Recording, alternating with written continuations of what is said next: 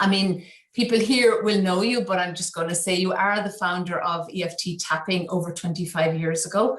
And all of us here certainly know the profound effect that has had in our lives and the lives of others that we work with. I know you're going to share your latest advancement in EFT, Optimal EFT and the Unseen Therapist. And I think having you here is a wonderful opportunity for people to hear more about the Unseen Therapist, to deepen their understanding and to be able to ask you questions about the Unseen Therapist in their work, either for themselves or others. I've known you since Optimal EFT kind of came into being a few years ago. And yeah, I mean, I've been tapping for a long time before that. And I really have enjoyed being part of your Optimal EFT membership and continue to learn. And it's just lovely having you as a teacher, a mentor, and a friend. And I am delighted to hand you over to all these lovely people so they can hear what you have to say. I only wish, Anne, that I had your delightful Irish accent. It would make this so much better. Okay. And I see lots of smiles. Everybody agrees with me, I think. So anyway, thank you. Thank you, Anne. So is that my cue to just do my thing? All right. All right. See nodded heads. Okay. First of all, I wrote a book about optimal EFT called The Unseen Therapist. And I think I had Gwyn put out a suggestion, a request even, that you read the book before we come here. I don't know how many of you have done that, but I'm going to semi-assume that you have read that book because it has a lot of foundation in it. I am going to go over a few basics anyway, just a few briefly, because some of you may not have attended some of my other previous EFT Guild presentations. So let me do that. First of all, optimal EFT actually started in my mind before EFT tapping did, but let me give you the story if I may. Before I ever met Roger Callahan, this was 1988. I met Roger in 1990, 1991, somewhere in there. I was lying in bed one October morning, and I was going over my list of things to do, which I tend to put far more onto my schedule than I could possibly do. And so I was quite frustrated with it. And I remember saying to myself, who needs this? You know, and I was pretty worked up about it. But the important thing about that was that I really meant that. Behind that was, what a silly world this is. Why do you pile all this stuff on yourself? Da, da, da, da. And instantly, the way I look at it now is I let go of this world. That's the only way I can say it. And when I did, it was like a whoosh. I was instantly in the arms of the Creator. I was in the arms of God, if you will. And I'm not one with a big religious background or anything like that. You don't find me going to church and all that, you know, Sundays and all that kind of thing.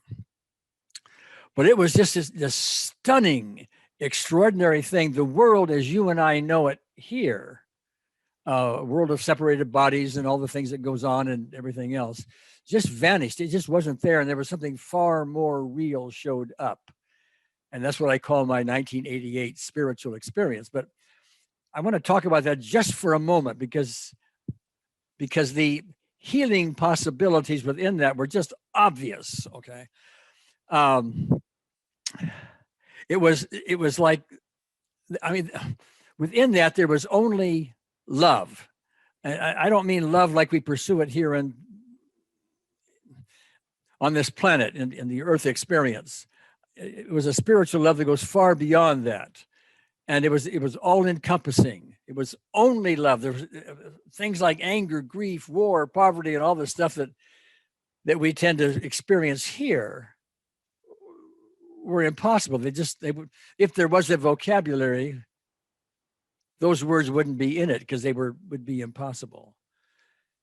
And I remember saying to myself, if I could maintain this state, if I could maintain it, I could walk into a hospital and my mere presence emanating love in such this grand way, my mere presence would start healing people in the hospital, you know, blood work gets better, lungs clear up, and all the other stuff that goes on with the body in a hospital would just, it would be impossible with that much love. Now, at that point, I hadn't even thought of the idea of EFT, but the idea of healing from this ultimate resource was there. It was very clear. It would go far beyond medicine, far beyond any man-made things we could do. I just didn't know what to do about it.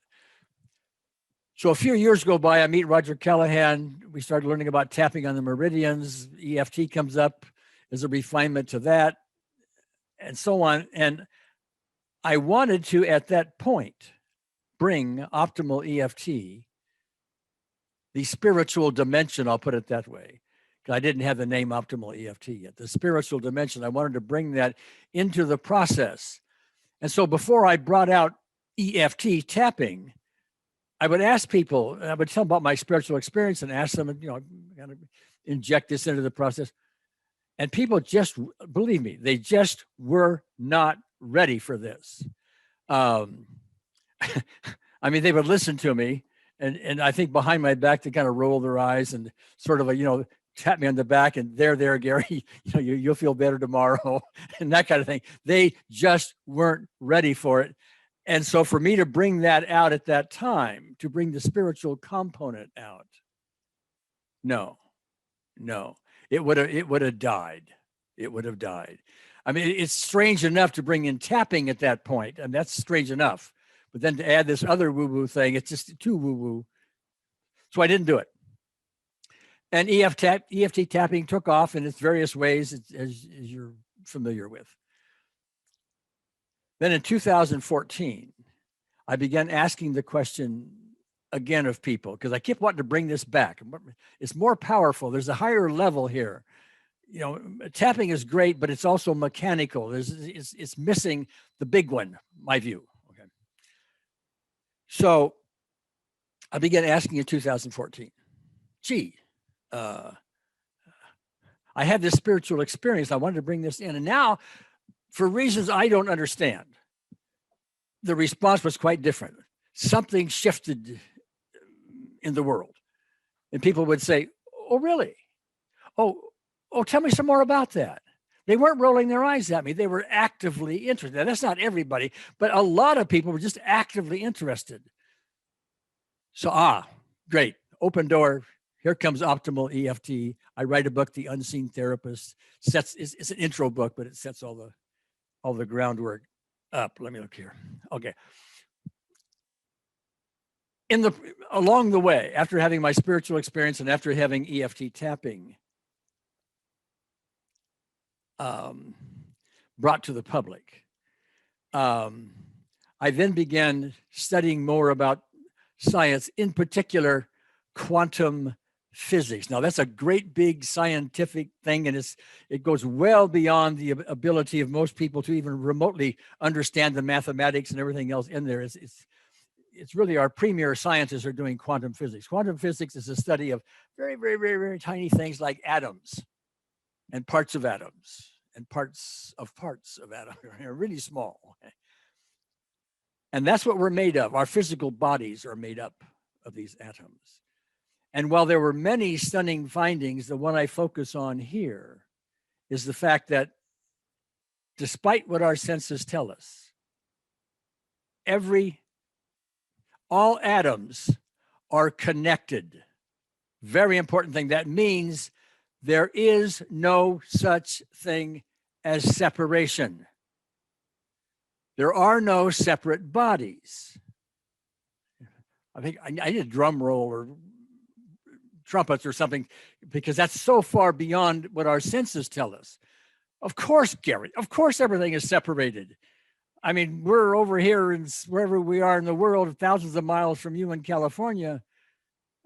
We're a separate body looking at you, a separate body, and I see all these separate bodies, on the screen and so on. That's impossible. All atoms are connected. To say it differently, if you looked out your window at a tree, you seemingly see a tree that's out there different from you, but it's impossible for a group of atoms to get together and make a separate tree, which means what we're experiencing in this world is an illusion. Now, this wasn't learned last week. This has been going on. This has been understood for decades. But because it violates all of our senses and because there's no money in it, to speak of, and people don't want to believe it anyway because their senses take them a different direction, it gets largely ignored, especially in the healing fields. So I'm here to bring it up. And that we've done. We're kind of on the ground floor of this, but we're really getting some good stuff done. But to me, this is the ultimate healing resource, to be able to recognize our oneness and the ultimate power that's in there. There's a healing power in there as well as a number of other powers. But to recognize that and to integrate it into our daily work as well as with our clients, ourselves, et cetera, from a healing point of view is, to me, necessary. Okay, now, I get a lot of people that ask me questions, and they really, because they've been using EFT tapping, they've been getting really good results with it. Yay, yay, okay, good. And so they say, well, okay, yeah, but I don't really see how optimal EFT with the unseen therapist, which is our non-denominational name for the spiritual dimension. Okay. Don't really see how that's any different, because I get great results with EFT tapping. So tell me, Gary, why should I bother with the unseen therapist when I'm already getting good results? Okay. All right, great. So let me give you a few. There are many, many, many things. Once you get into it and once you start understanding it and once you start developing skills with the unseen therapist, there are many, many, many, many levels that improve upon that. And I'm going to give you some, just to give you an idea of it with some examples here. One of those is if you're tapping with a client, for example, and they have whatever the issue is, and you want to get down to the core of it. What's really underneath that? What are the specific events and what's the real issue here? Okay. What you typically do with EFT tapping is you use what I call detective work. You start asking questions. Example might be, well, when did this ailment first start? Oh, when I was about 17 years old.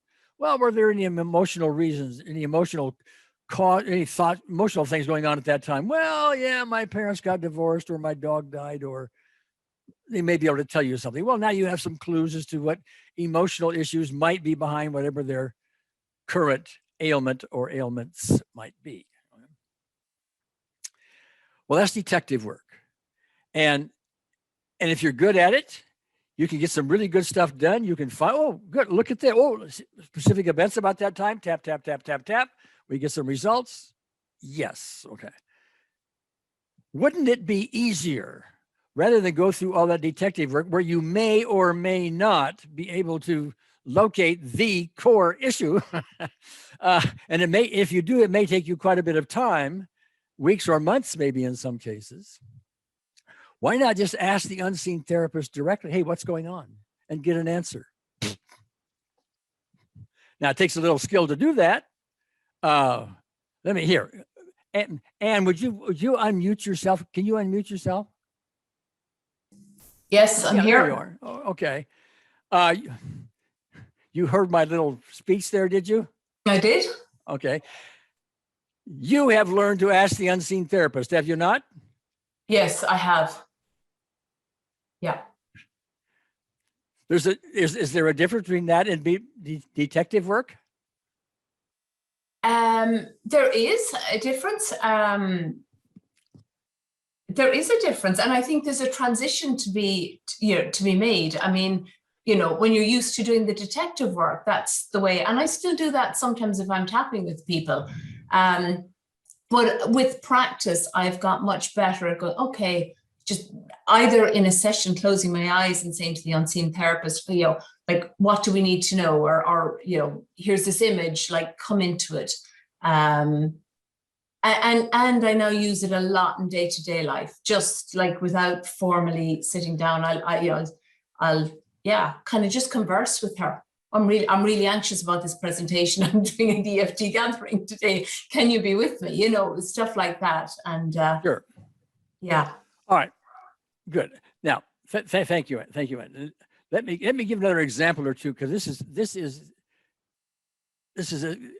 to me critically important. I want to give you an example. I was one of my members in our Optimal EFT course. Lives in South Africa. She's a mother of a young man who's going to college in the United States. The young man's about 20 years old. The young man has serious, very bad acne. Okay? And the young man is taking medication for it, and mother is very nervous about the medications because they can be dangerous, a lot of side effects. Very nervous about that. Does not want him to take it, but he will not listen to her. Mother, get out of my business, get out of my life, using 4-letter words that mother should never hear in the process. Okay. So she wanted to work with me surrogately in behalf of the young man, because he's not having any of it. So I start asking her, well, what could the cause be? We're doing a little detective work here. We thought about this and thought about that. Well, why don't we just ask unseen therapists? So we have a process for doing that within our course. It's called lesson number 10. But basically, we spend a little time together asking unseen therapists what's going on. We spent a little quiet time. She had a list of things that came up for her. I have a list of things that came up for me.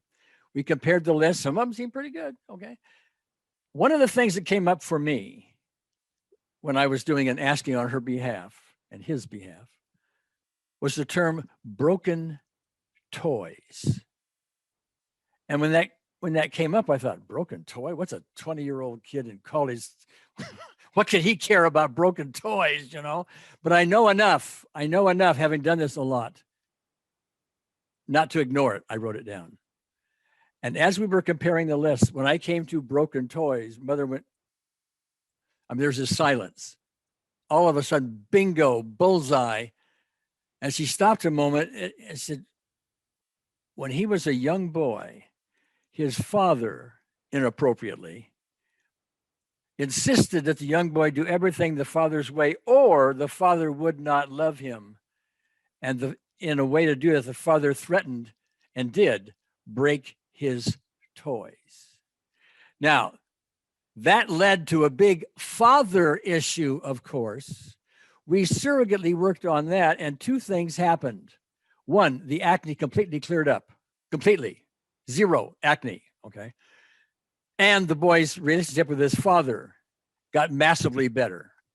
So both those things happened, all right? Now, broken toys? What are the odds? What are the odds that I would somehow coincidentally get the notion of broken toys, that being an issue? And what are the odds of the 2 of us, mother and I, ever finding this? Well, maybe someday with a lot of work, but in moments we have broken toys, a central issue. Bingo, here it is.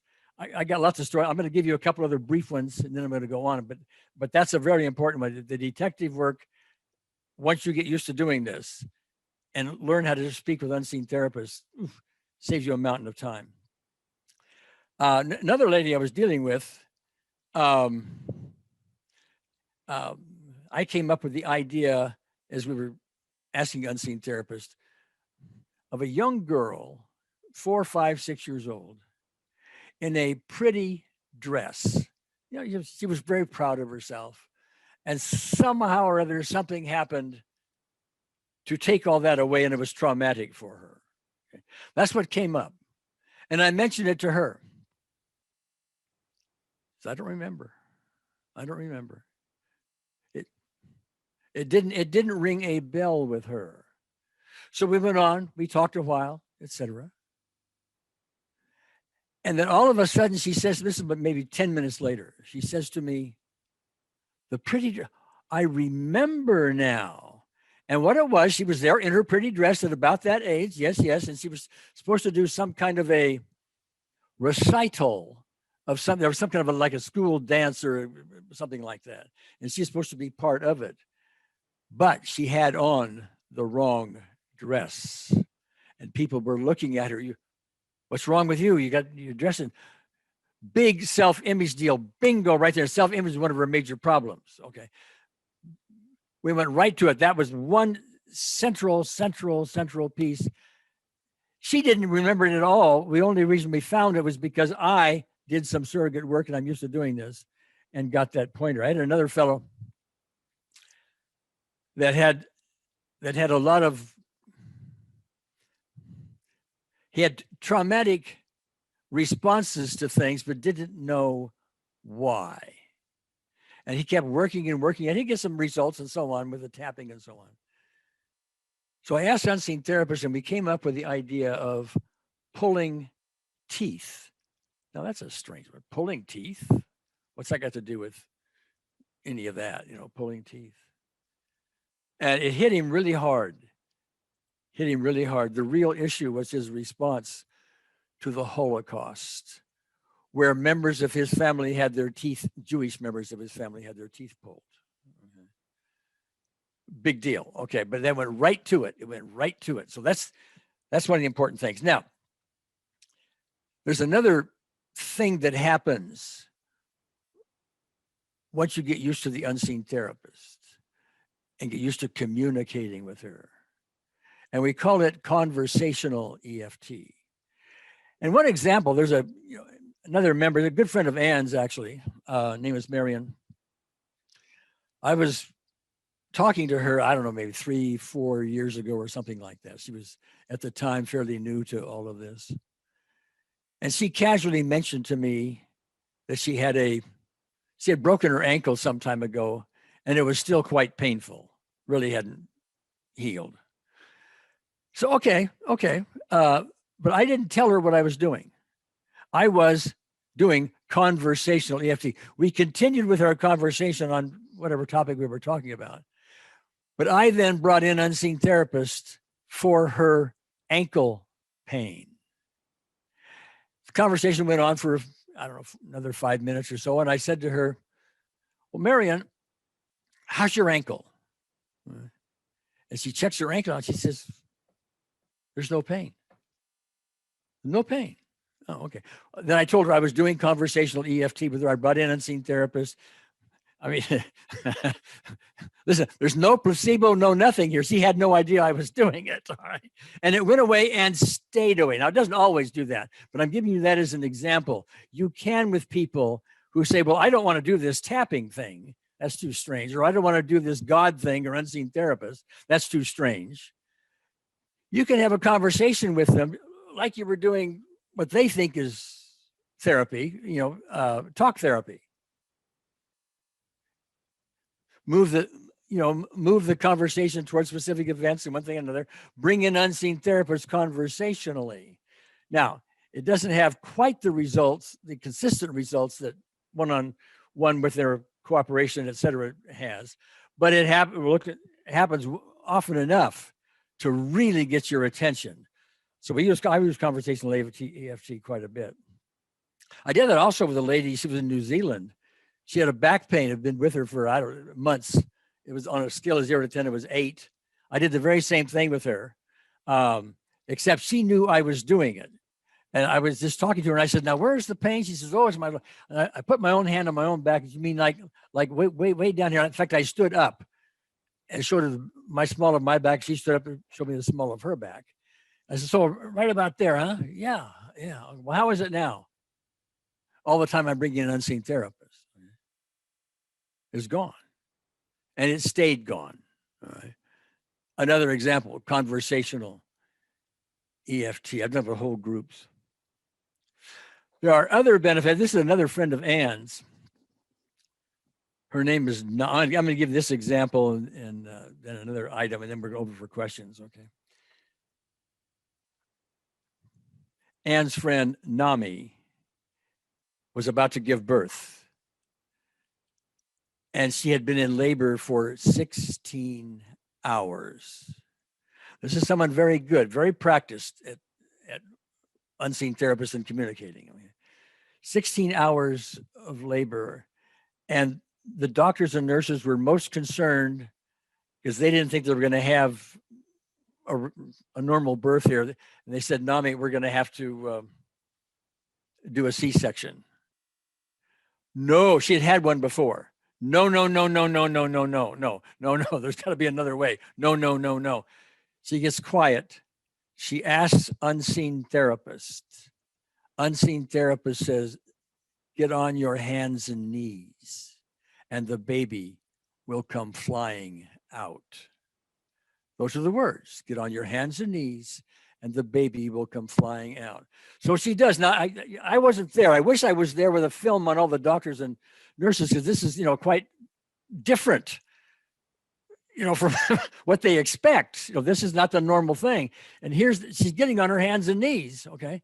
And in moments, she feels the baby drop, and then here comes the baby, comes flying out. In fact, it comes flying out still in the sac, the placenta and all of that. Now,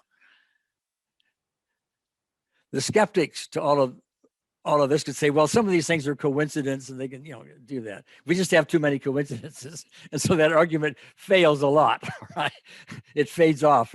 But here's one that could not possibly, and no skeptic in the world could call that coincidence. The whole hospital full of doctors wants her on her back, cesarean section. She says, unseen therapist, get on your hands and knees. She does, and here comes baby. Okay, that is not coincidence.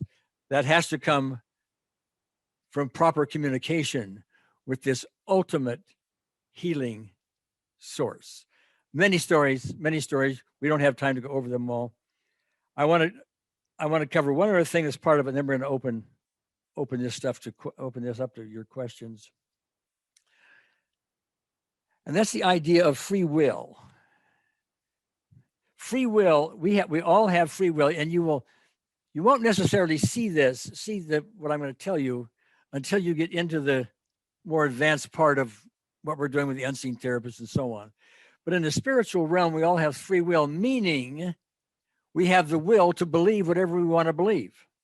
If we want to believe we're a separate body, we can believe it. Okay, we can believe anything we want to believe, even if it's not in our best interest.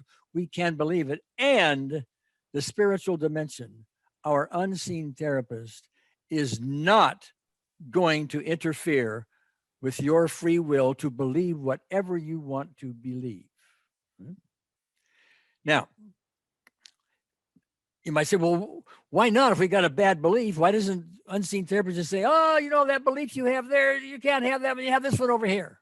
Okay. That's a very unloving thing to do. That is the thought police. And so we deal with that. Our clients will come in with certain beliefs. My abusive father is the worst thing in the world. He deserves to be punished and banished and shame on him for all the bad things that he did. Okay. That would be a belief. Okay. A healthier belief would be something like, here's a guy with a lot of problems. We're not going to excuse the behavior, but the reason he's an alcoholic and the reason he does this and the reason he does that, he's trying to get rid of his own unrest and some other things that, we might agree with here in the therapeutic field. One belief is better than the other, but the unseen therapist is not going to say you can't have this belief, you've got to have that one. No, it's up to us as assistants understanding all of this. It's up to us to reframe this. It's up to us to help the client put more things on the table so that when you finally bring unseen therapist in and you have more and more on the table, the client is more and more willing to let go of things that are previously, metaphorically, under the table. You get a lot farther down the line. Okay. You get a lot more done. So what I found as I've been teaching this higher level is that it isn't you that is the therapist. You are an assistant. You aren't doing the work. The unseen therapist does it, and you have to let her we call it a her, he's a her, okay? We had to let her do the work, but we help orienting the client, reframing and things like this, putting things on the table. So, now we get more freedom. So I talked a lot. I do that sometimes. Okay. I guess we're ready for questions. Has anybody been writing questions down, Gwyneth, or where are we? I don't hear you. I don't hear you. You have a raised hand from Sejal Shah. Oh, I do? Hold on a second, just a minute. I do, yes. All right. Go ahead, Sejal. Hello, Gary. Hi. I have two things that are connected. One is an observation, and that leads to a question. Sure. The observation is gratitude for your video set, which is where I started for EFT. I learned so much. And one of the key things I learned there was presence. You were so present to the person as they communicated. And that unearthed so much that was really right there for the person. It was palpable. It was allowing their truth to come through. And that really influenced my whole approach to the way I coach. So thank you for that. And that very beautiful modeling you did through a whole series of videos. Let me interject. Thank you for that. But let me interject something. There was a time long before I had my spiritual experience where the Gary you're talking to now and the Gary you saw on the DVDs and so on, different Gary. That Gary before was very American, okay? Conquer the world, earn lots of money, buy everything in sight, all of that. Compete, win. That was me. If I'd have kept doing that, believe me, I would have self-destructed by now. The Gary you saw on there is really influenced by that spiritual experience. The unseen therapist, we're calling it. That's where that presence came in. Before that, you have never seen the presence you're talking about. So thank you, but I wanted to make that point. There's a level of peace that comes in once you allow it, a level of peace that helps you get beyond almost any ailment. I'm sorry to interrupt you, but please go ahead. Well, that leads beautifully to my question. And my question actually has a short story connected to it. The question is, was the unseen therapist there already in early EFT? And the story that connects to it is, and I remember the year this was happening, because I remember the house I was in, and I'd only been in business full-time EFT for a year. So 2007.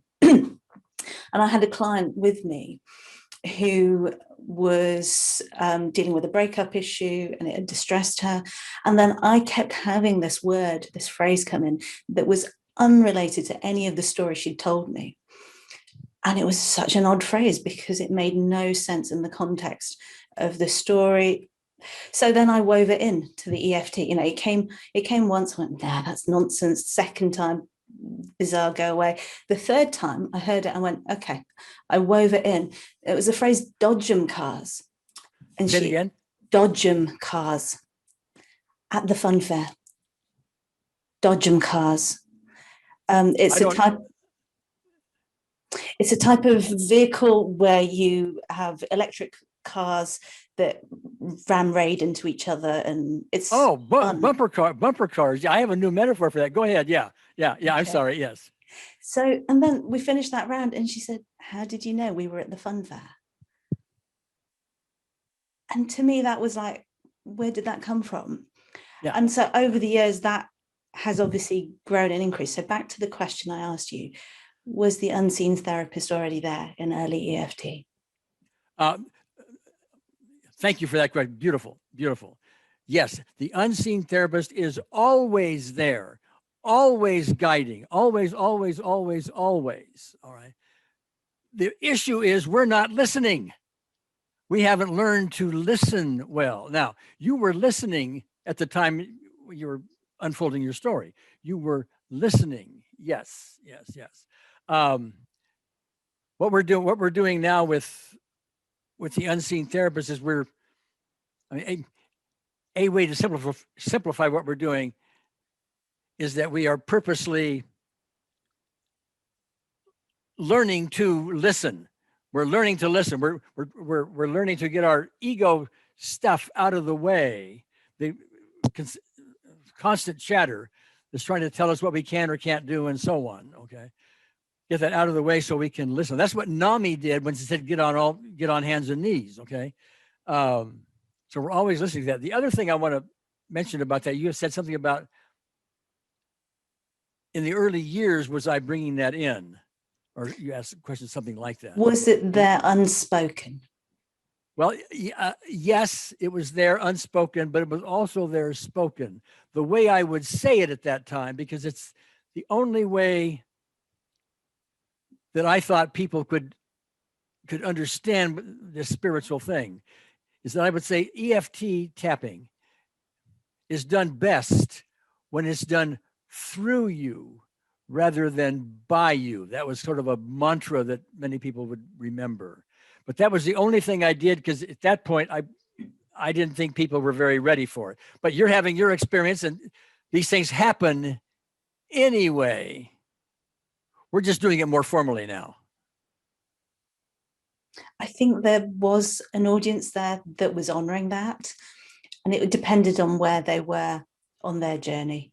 But appreciation for you even modeling that, because for me, it came from the presence you held, that it communicated it even in that early stage. Oh, good. All right. Thanks. Are you done? I'm done. Thank you. Okay. I'm gonna lower your hand then. Okay.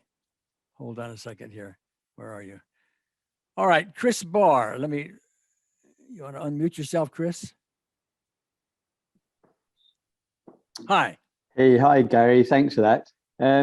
Gary, would you use Optimal EFT, the unseen therapist, for everything that you would hitherto have used EFT for? Because where the question is coming from is that looking at your book, the majority of the cases you give are very profound physical healings. And I'm just wondering whether you would also use Optimal EFT for tapping, not on healing per se, but also sort of actualizing people's potential, sort of reducing limiting beliefs, sort of moving them forward. So there's the question. Well, yeah, and I could go on for about 3 days on that one, but I'll be more succinct. How's that? The way we're going at this is a little bit different than we put forward with EFT tapping. What we're really aiming for is profound personal peace, and we're speaking of it on the emotional level.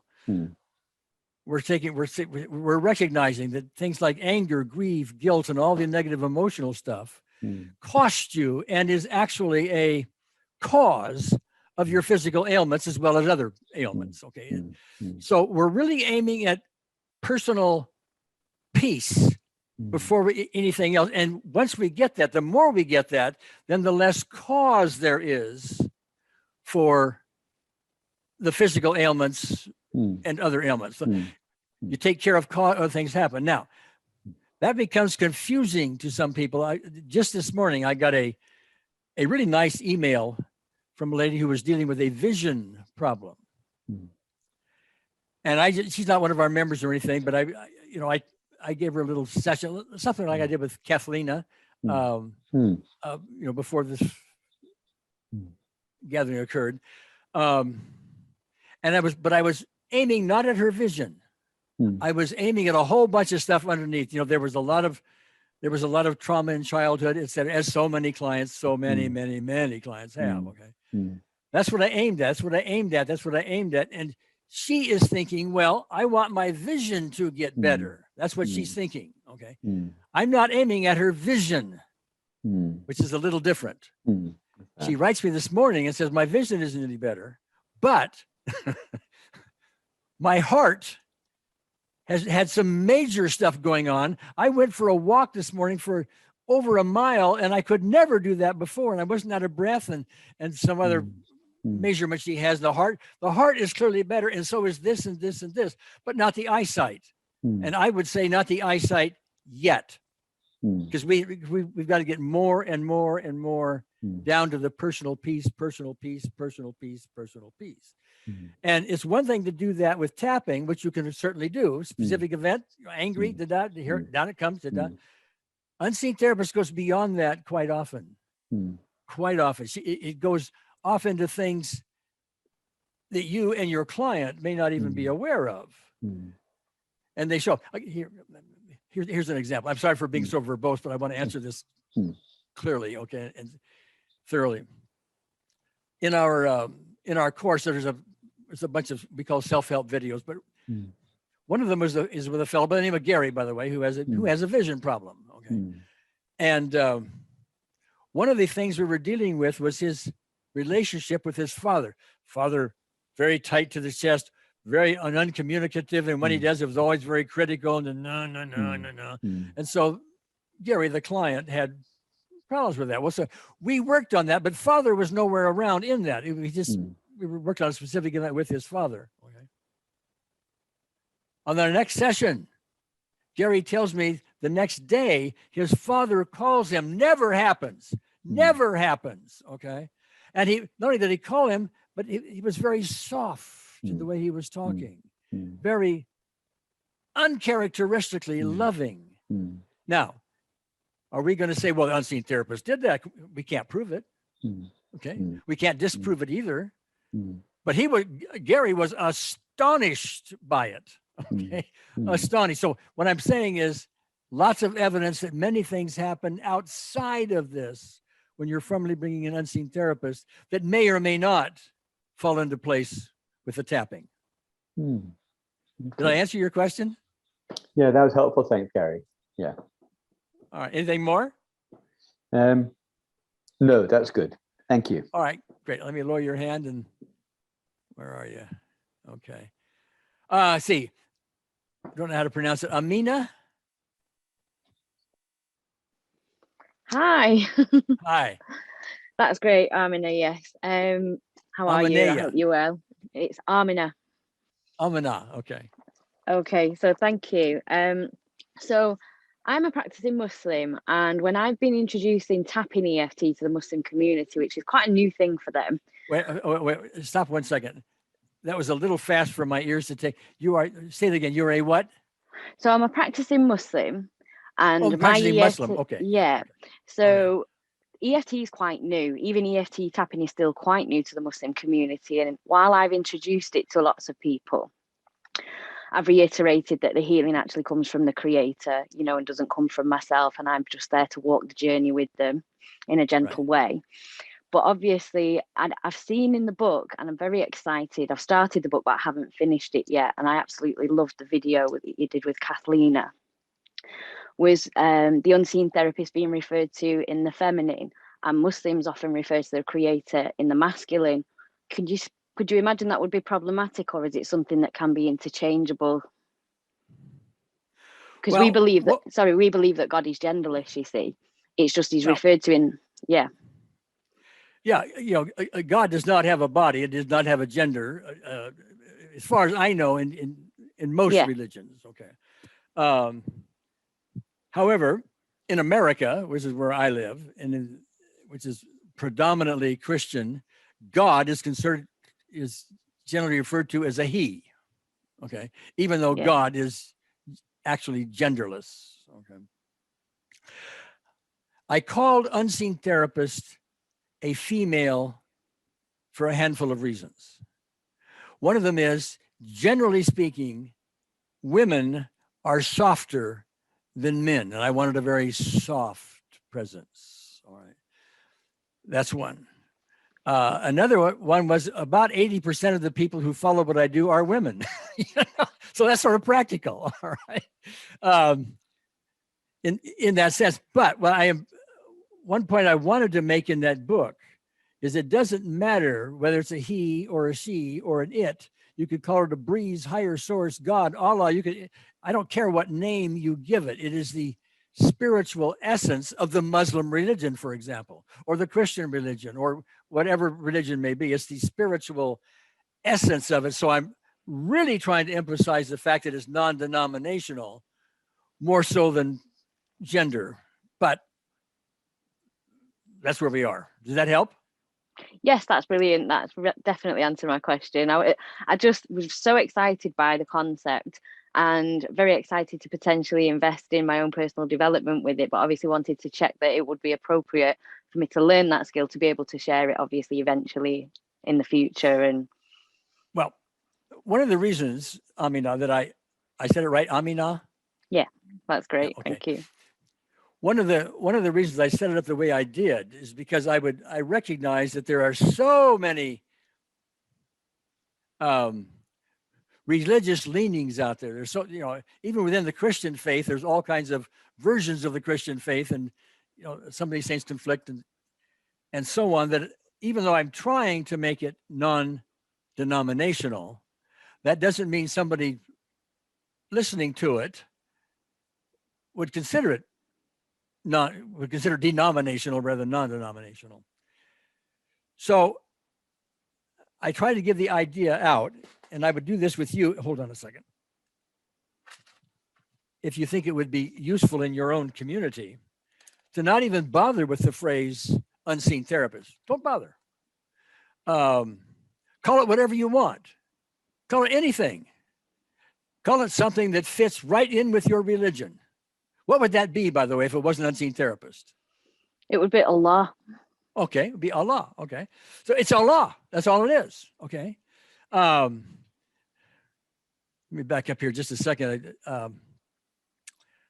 Sometimes I'm visiting with someone fairly new to this, and they're having questions, something like what you're having here, Amina. And they don't know whether unseen therapists can really take care of their particular issue or whatever, and they have doubts. And okay. The question I often ask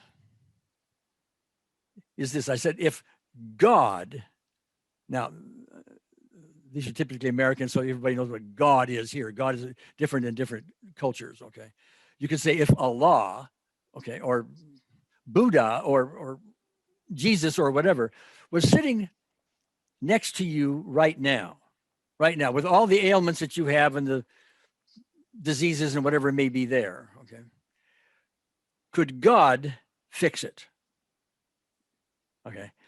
Now, almost every time, with rare exception, they say yes. In their belief system, God, whatever they call God, Allah, example, could fix it. And so that gives me an opening there, because that's exactly what we're going to do. We're going to bring in the unseen therapist, Allah, Jesus, Buddha, and the like, higher source if they want to, higher power if they want to call it that, okay? To do it. It opens the door for them, but I do it non-denominationally. I use the term God because I know God fits with where they're coming from, okay? But I could use something else and so on. Okay. Anyway, I wanted to say that. Does that help? Yeah, that's absolutely brilliant. Thank you. All right. I love British people. They always tell you you're brilliant. I just love it. Thank you so much for everything you do. We really appreciate it. Okay. All right, Andrea.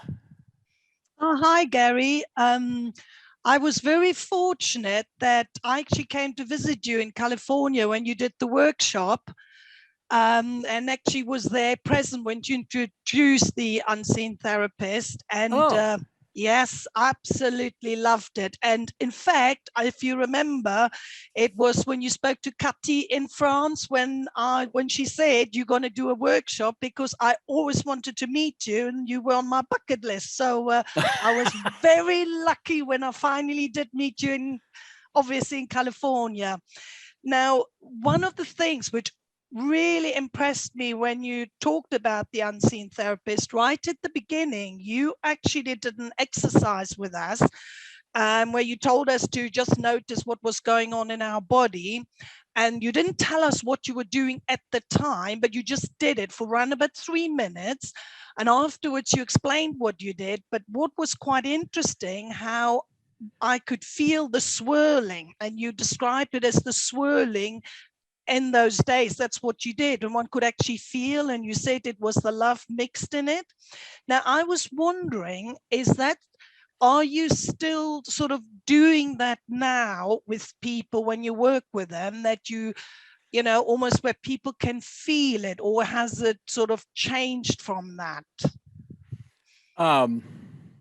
Love your question. I love your question. And I'm going to get wordy yet again, because I want to be thorough in it. Okay.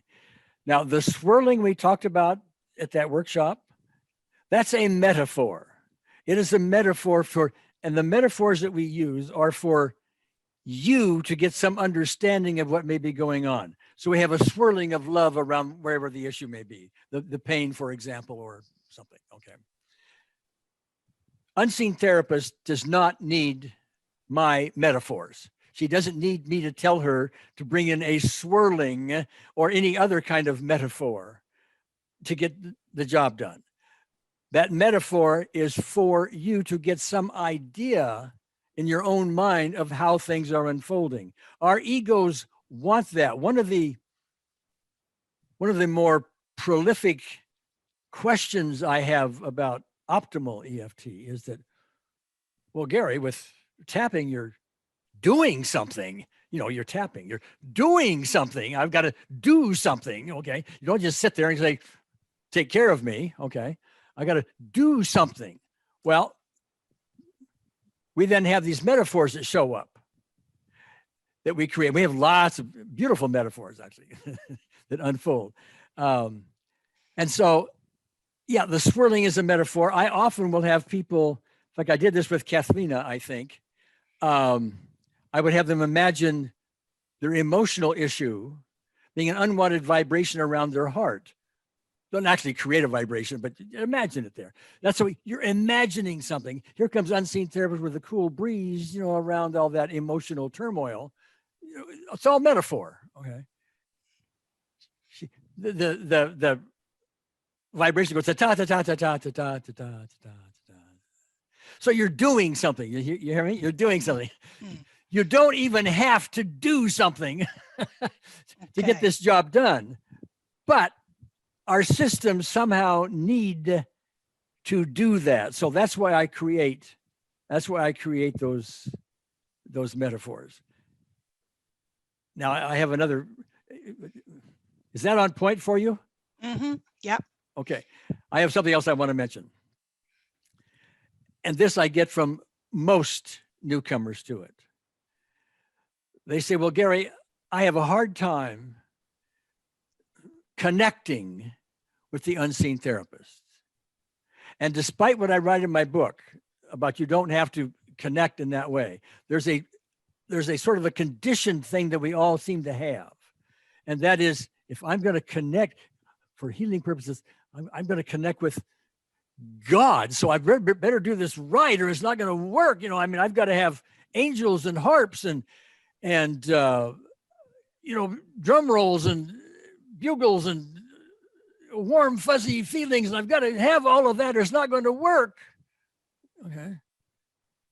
And so they think they are failing because they don't do that. Well, that's the kind of, some people get that, by the way, a few, but it's not necessary for results. Let me kind of not necessary for results. We're underlining that. Not necessary for results. Okay.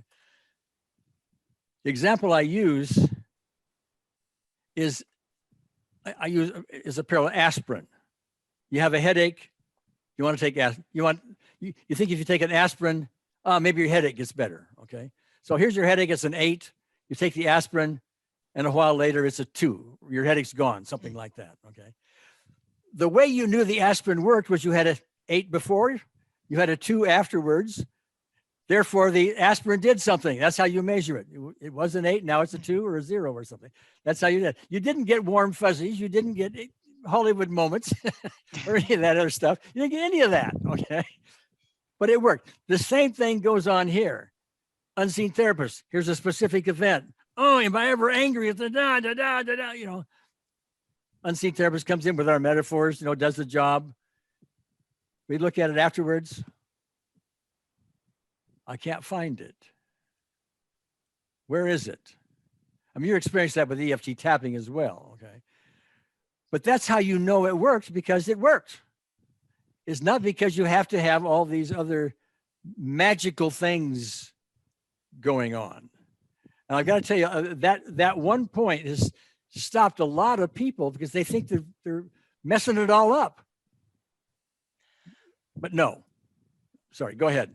Yeah, to be honest, how I interpret it, unless I can create that swirling in the other person as well, it wasn't sort of connecting, because as I said, I mean, I remember, all the people in the room, I think 90% of people had such a severe reduction after you did your magic. And I thought, well, unless it's, unless you sort of go that high in energy so you can do that, because I noticed I was getting tired afterwards. So I was actually trying, obviously too hard, trying to recreate what you did, because it was amazing to watch and see. I loved it, so yeah.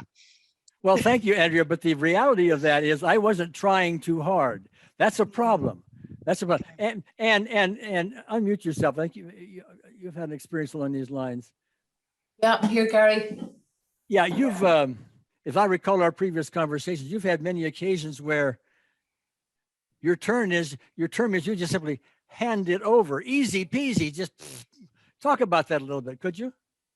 I mean, I've been doing it for a while. So, I mean, just to say, I didn't do this from day one, but now I imagine that whatever the issue or the event is, I imagine it held in my hands, the unseen therapist standing in front of me, holding her hands out in the same way. And I literally imagine myself just tipping it into her hands and going, okay, phew, like she has it now.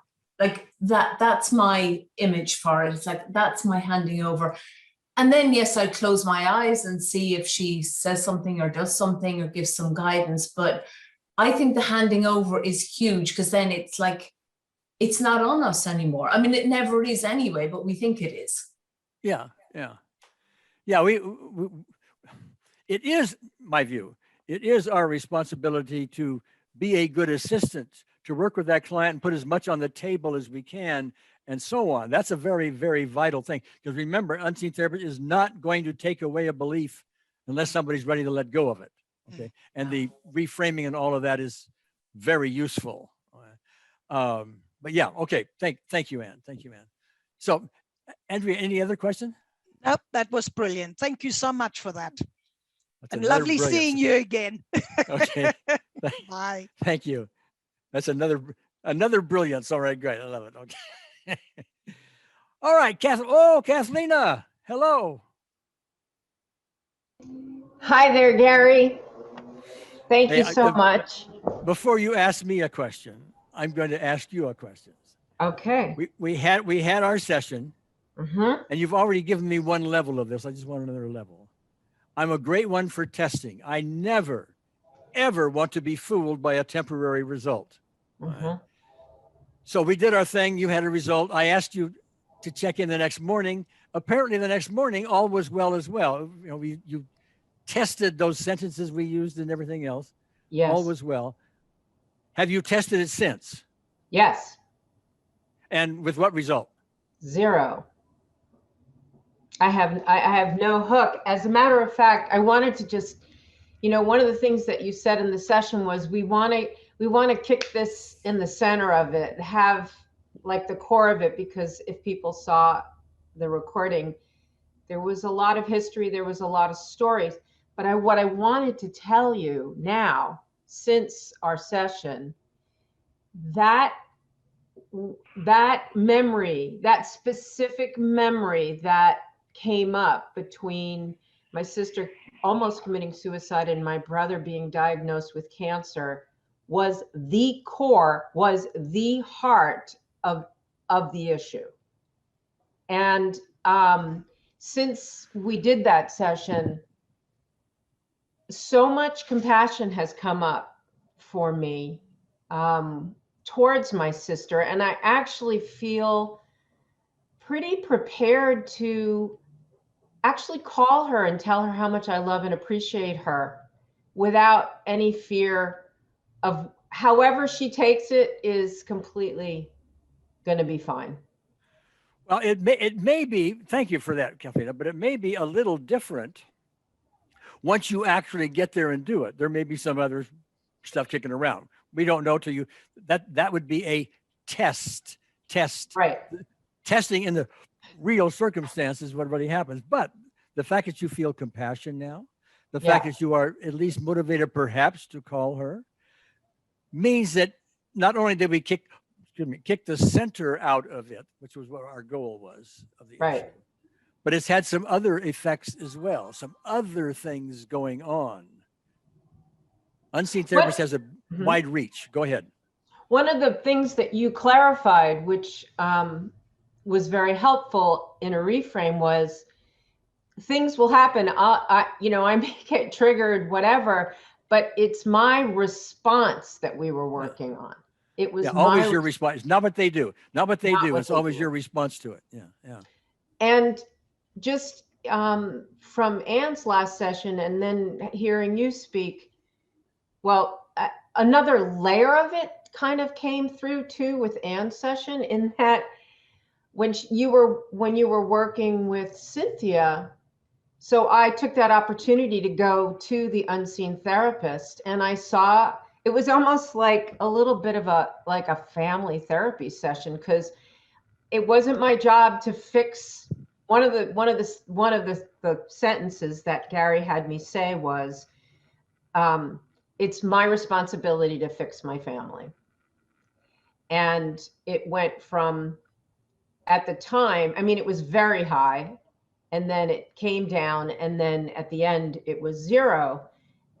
But being in the presence of the Unseen Therapist, I could express my love to my sister in front of that Unseen Therapist and leave it up to the therapist to hold her. I didn't have to fix her. I could express what I wanted to express. Anyway, it just felt like it dropped a level even deeper, which it has significantly each day that's gone by, because I have checked in and asked myself those questions. Yeah. Well, and there's always more to do. There's more specific events and routes surrounding it and other little pieces to do and so on. That's one thing about being in the therapy business. You're never out of issues. Anyway, thank you so much again. All right, Kathleen, thank you. What a blessing. All right. So Alice, let me see. There you are, Alice. Hi. Yeah, I have a question which I was reminded of when I watched Kathleen's session that you did. Do you think that there's a place for tapping in the sense that it's very physically calming? Because when Kathleen was getting tearful, I was like, come on, tap. And I wanted to ask Kathleen too, how was that for you? Did that feel okay? And following on from that, one of the things that I like about EFT actual tapping is that it's very grounding and body-based. I enjoy things like yoga and Qigong more than sitting and meditating, because I find it easier to drop into that state. So do you think there's a place for tapping to help, say, the therapist or the client to drop into that state where the Unseen Therapist can then, yes, but let me clarify that. Personally, I haven't done any tapping since 2014. That's because I want to generate skills at this very, very, very high level. Okay, so I don't bother with tapping. That doesn't mean tapping is not useful. Most of the people who join our membership, most of them come from some form of tapping. They've had experience with that. It's been a good experience and so on. And so they don't just drop tapping and go to the Unseen Therapist. They don't really do that. It's a transition. They'll do some tapping. Now we're bringing an Unseen Therapist, a little more. And gradually they're moving towards the more powerful idea. Now, I'm sometimes asked, where would I use tapping if I was to use it? And the only thing I can think of is that if somebody begins to really abreact, I mean, they tune into some memory, whoa, here comes the tears and the abreaction, the shaking and all of that.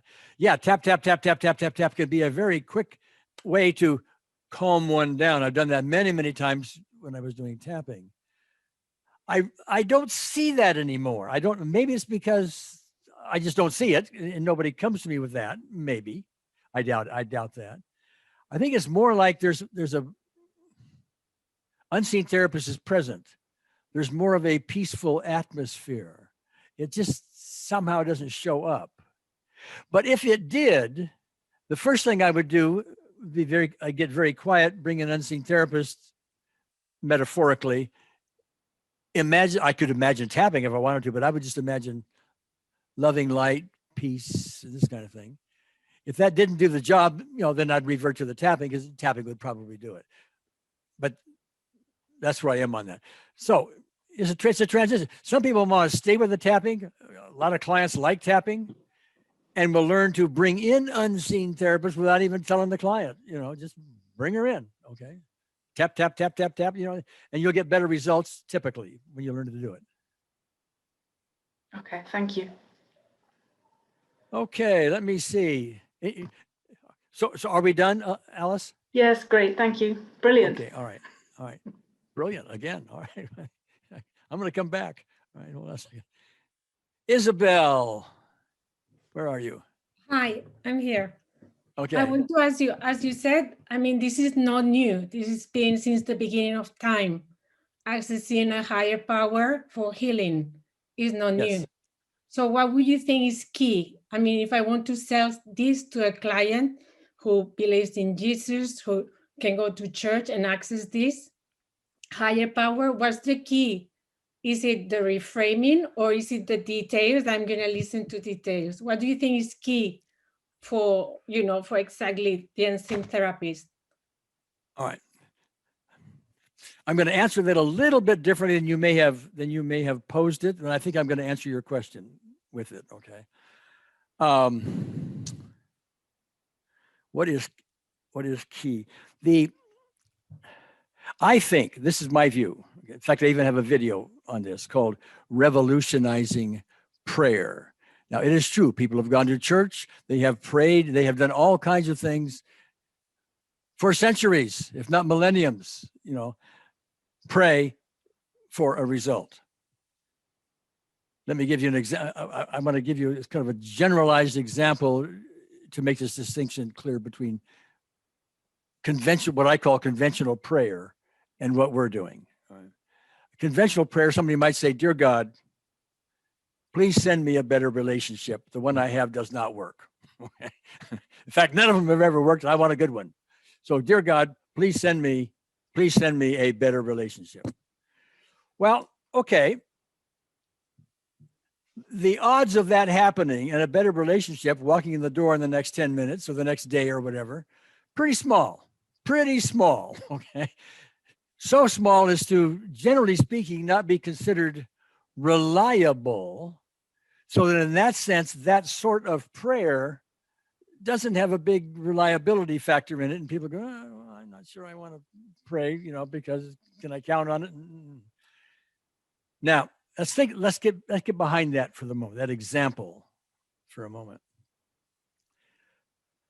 The real issue, okay, see, if God were to answer that prayer and send somebody in the door in the next 10 minutes, that's not really typically a very good response to that request, because God is taking some other unsuspecting person, sending them in to you who wants a better relationship. And what the real issue is, you need to look at your own reasons for why your relationships don't work. Okay. So he's going to send somebody else into your not so complete relationship mess. All right.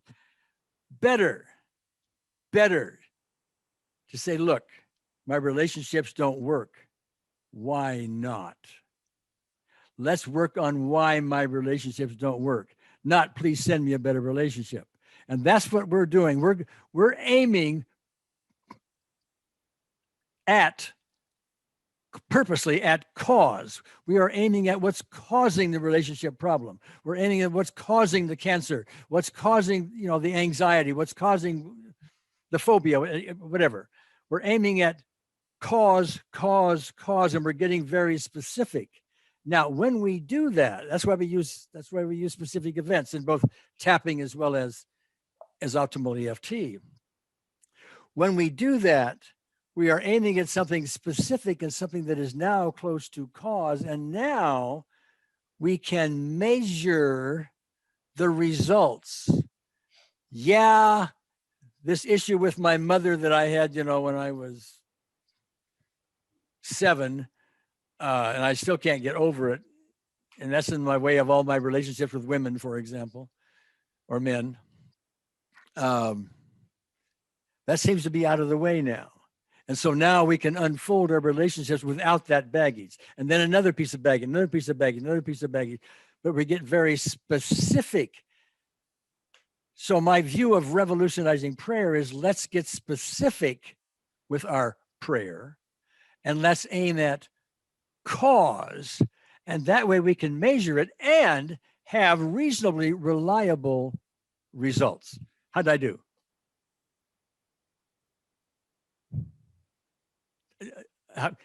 Did I answer your question? Perfectly. Thank you. Was that brilliant? It was, yeah. I'm in English. I live in UK, but perfect. Thank you. Okay. Thank you. All right. So Isabel, we'll lower your hand. Okay, I don't see any more questions here. Are there any written down, or are we done? A couple, Gary. Lorna says, what if I don't visualize? Oh, okay. Well, chances are if you don't visualize, you do hear things, you do feel things kinesthetically. And so you can aim your metaphors at not visual things, but hearing things and feeling things and so on. Things should be like velvet, for example, or like cactus. It was cactus, now it's velvet. That's a metaphor. Okay, that's a feeling kinesthetic metaphor. Okay.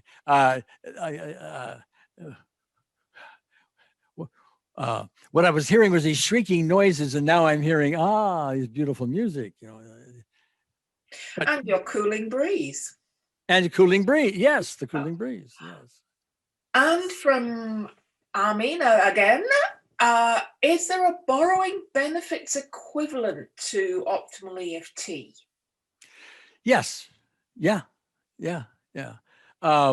It's actually more powerful. I haven't called it borrowing benefits, but oftentimes when the therapist is doing optimal EFT with the client, there's something else going on. It's actually going on in tapping, but in my view, it goes on in a higher level. The two of you are connected. You're actually the same. It just does not appear that way. And so there's a shift in perception that is very useful, that when the therapist is working with the client, if they get the idea that even though the client seems to be looking to the therapist for wisdom and healing and all of that, if you get the idea that you, the therapist, are learning from the client, just as the client is learning from you, that tends not to be the setup, of course. The setup is you have the wisdom and the client does not, and you give them the wisdom and you charge money or whatever. Okay, that's the setup. But the mental set is, this client's issues and mine are the same. And that is true. It is absolutely true. The details might be different. Like the client might be a war veteran with lots of war atrocity details, and he has guilt for them. And you cheated on a test when you were in high school, and you have guilt for it. It's different details, but guilt is guilt, okay? You have the same issues as the client, different details, okay? And so while you're working on that client's guilt or fear or whatever, you're also working on your own if your mental set is in there, and borrowing benefits takes off at an elevated level. And a follow-up question from Chris Barr. Gary, over the years, has your understanding of the ultimate therapist, God, from your earlier profound experience, has it grown or changed at all? Your understanding of Has God? it? I don't think it's changed. No, it hasn't changed. As I've been spending more time with optimal EFT and the spiritual dimension, et cetera, I've learned more and more ways to access it, use it, bring it up out of myself. Example of that was if I'm running around inside this separated world and I get irritated with somebody, which happens, okay? That irritation no longer takes very long. It's pretty quick because I'm quick to all of a sudden recognize that's just my ego doing its dance, let me know when you're done kind of thing. And I sort of giggle through it. I will be much better when I never even have it to begin with, but it's nowhere near what it was. So I'm learning more about it. I don't know that it's changed. And from Sally Lane, does optimal EFT work as well if you're working on yourself, or is it better working with someone else? It's better working with someone else. There's no reason in this world why it can't work nicely for you on yourself. But think about it. Love is best when shared. And that's one reason with our membership, we have what we call practice groups. Our members get together and they work with each other once a week. Some people, I think Anne is on 3 or 4 of them. She does several a week. But you're always working on your issues, working with each other and so on in these practice groups with peers. And yes, love is best when shared. Like singing and dancing. Yes. Yeah. Oh, and what about with animals? Well, it's no different with unseen therapists than it is with tapping. I mean, animals have emotions. Animals have physical things. Maybe I need more about the question, but that was the question. It works with animals. That's my answer. But unless you're gonna, there's more to it. Okay. Well, we seem to have run out of questions. That's only because I talk so much. I've answered everything possible. So, Gary, I just need to say that was brilliant.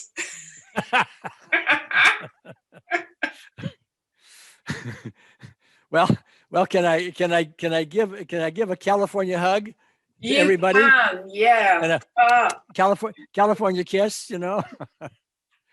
Thank you. And there's lots and lots of messages in there saying thank you, great session, brilliant, wonderful, all of that. Yeah. All right. Thank you, guys. Feels good. Yeah. Okay. Thank you so much for doing it, Gary. All right. I think everyone has learned a lot and felt a lot. And yeah. Okay. All right. Everyone, wave bye-bye. Bye. See you later.